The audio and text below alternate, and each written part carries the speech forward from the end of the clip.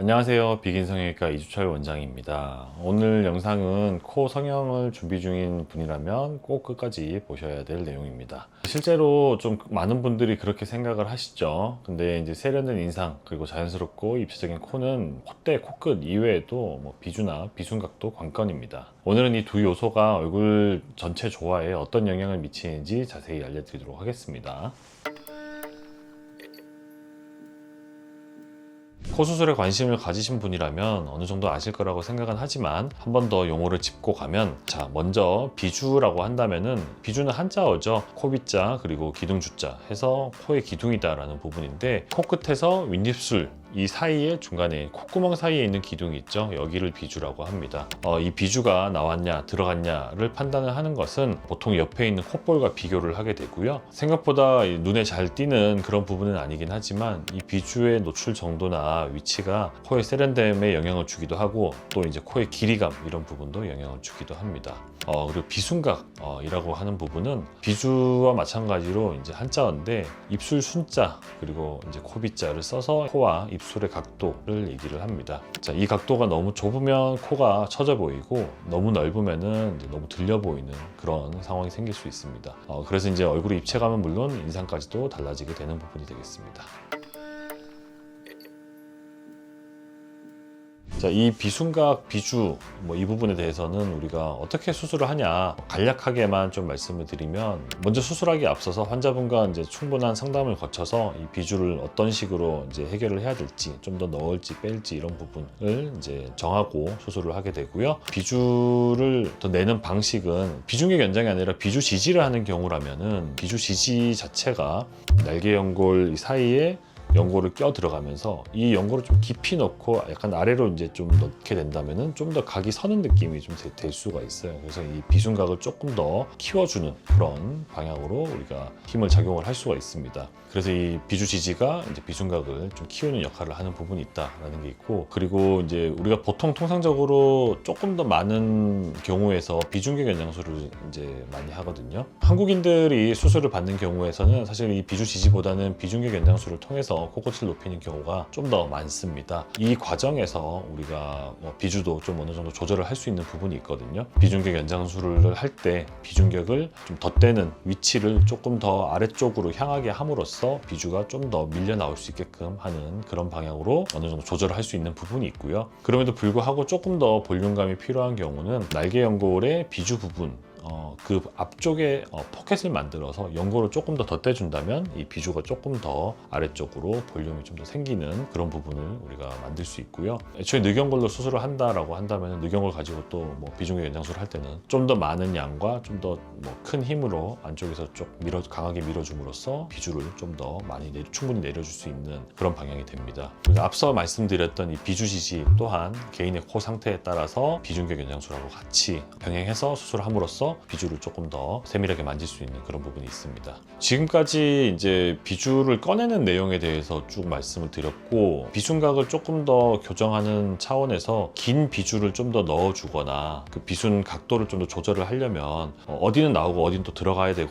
이런 부분도 있잖아요. 그러니까 이제 넣어주는 방식에도 우리가 또 사용하는 방법이 있는데, 연골을 조금 실을 통해서 안쪽에 있는 비중격 부분에 같이 묶어준다든지 하는 부분도 있고요. 정말 경우에 따라서는 점막을 일부러 좀 잘라가지고 좀 당겨 올린다든지 이런 부분도 같이 할 수도 있습니다. 따라서 비주를 꺼내는 부분도 있지만 넣는 부분도 있고, 그것은 이제 어떤 부분을 꺼내고 어떤 부분을 넣냐 이런 부분을 우리가 좀 더 조정함으로써 비순각을 좀 더 필요한 만큼 적절히 교정을 하고 있습니다.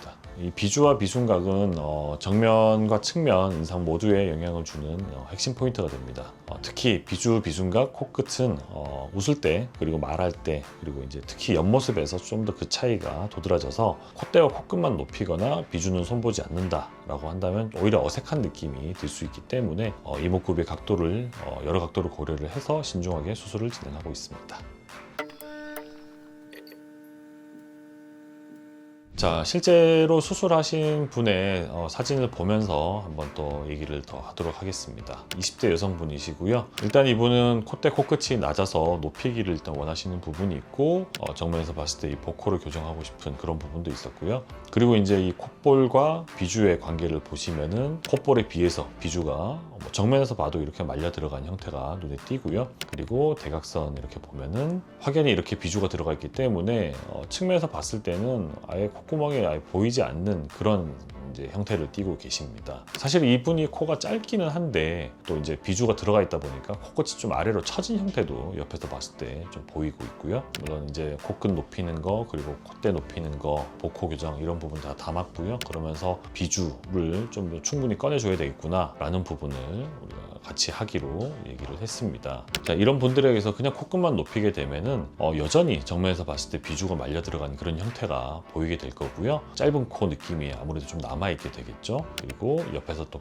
다시 보면은 코끝만 또 삐죽 이렇게 밀어 놓으면은 여전히 좀 코끝이 조금 이제 좀 떨어진 듯한 느낌. 물론 그 안에서 코 팁의 모양을 조금 더 위를 향하게끔 이렇게 만든다면은 아예 처지는 그런 느낌은 아닐 수 있을지 모르겠지만 그래도 이제 대략적으로 옆에서 봤을 때 지금처럼 좀 이렇게 자연스럽게 올라가는 듯한 그런 느낌의 형태가 아니라 조금 아래를 보고 있는 그런 형태가 있을 거기 때문에 비주를 꺼내는 부분은 충분히 이런 식으로 내어줘야 조금 더 자연스럽고 윗입술에서부터 이렇게 코로 올라가는 형태가 자연스럽게 이어질 수 있다고 봅니다. 일본 분들이 많이 가져다 오시는 사진 중에서 자료 중에서 삼각형 이런 식으로 되어 있는 코가 있고 사각형을 이제 표시를 해주신 그런 그림이 있어요. 지금 이분도 보면 어느 정도 사각형에 조금 해당하는 그런 상황이 되겠죠. 자연스럽게 입술에서부터 올라와서 콧볼 정도의 높이에서 비주를 만나게 되고 그 각도가 90도 약간 넘는 정도의 각도를 그리면서 또 어딘가 다시 내려오거나 그런 게 없이 자연스럽게 쭉 올라가는 그런 형태를 띠죠. 이런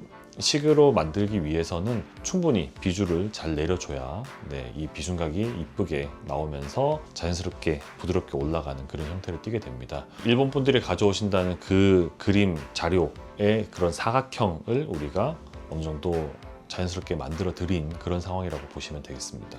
따라서 이 환자분은 높이도 얻었지만 어느 정도 길이도 조금 충분히 짧은 코를 길게끔 만들어주는 그런 부분도 하고 그러면서 입술에서부터 코로 이어지는 라인이 자연스럽게 부드럽게 이어질 수 있게끔 우리가 비중각, 비주를 잘 조정한 케이스라고 보시면 되겠습니다.